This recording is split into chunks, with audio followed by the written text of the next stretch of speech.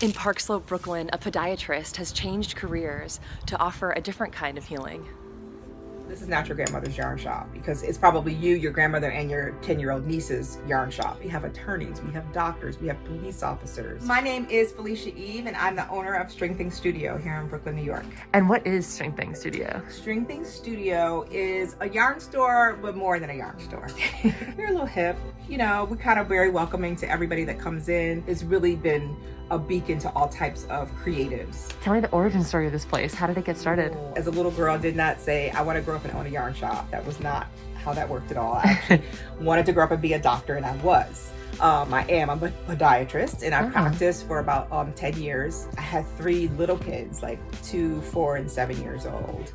And my mom, who was very close to, passed away that year in 2015, and really knocked me out for a loop. And for about a year, I just was kind of like, I think I was kind of numb, you know, but I knit the whole time through that. Like that was kind of like my life preserver, right? Like I would get up, I would get my kids off to school, and I would sit on the couch and knit. You know, if I did nothing else, I would sit on that couch and I would knit.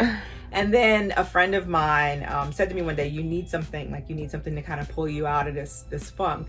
Your mom wouldn't want you doing that. And she was right. The seed that had already been planted some time ago really kind of took root at that point. It's funny because my mom's name was Sharon Thomas. So ST is her initials, not on purpose, but is completely appropriate, you know? So in a way, she is behind this. Absolutely. And always was my biggest cheerleader, me and my sister's biggest cheerleader. And she is in every stitch of everything in here. I like it. What do you think is your favorite thing about the act of knitting itself? Oh, that I can definitely tell you. It's a meditation for me. I like to do my little poem when I knit.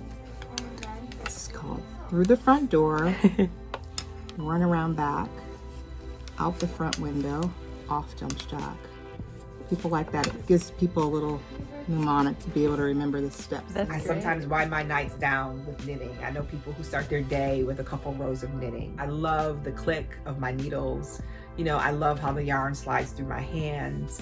The counting of it sometimes, depending on what I'm making, is also very soothing, and it's healing. It produces a type of, from a physician's point of view, it produces a hormone that is very soothing for people. So the pandemic has produced so many new knitters and crocheters and needle felters and you name it. People use it as that to be able to express this communal suffering and longing that we all have right now.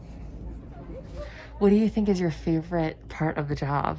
It's the people. Like, having been a doctor for 10 years, you develop a fondness and an attachment to people. And, you know, sometimes I feel like I should put a Cope jar on the counter because people come in and it sometimes turns into a full-on therapy session, or they're like, oh my God, you're a podiatrist, and the shoe comes off, and I'm like, we should really go in the backyard and talk about that. You know, there have been incredible relationships that have been bonded. Somebody would come in and somebody would notice something was, you know, there was a look on their face like, what's going on with you? And then it would just spill all over the table, and they would have more advice than they ever thought they were going to get. I just feel really proud that this space has become that type of gathering space for people, and people feel so comfortable to be able, they feel like home when they come here.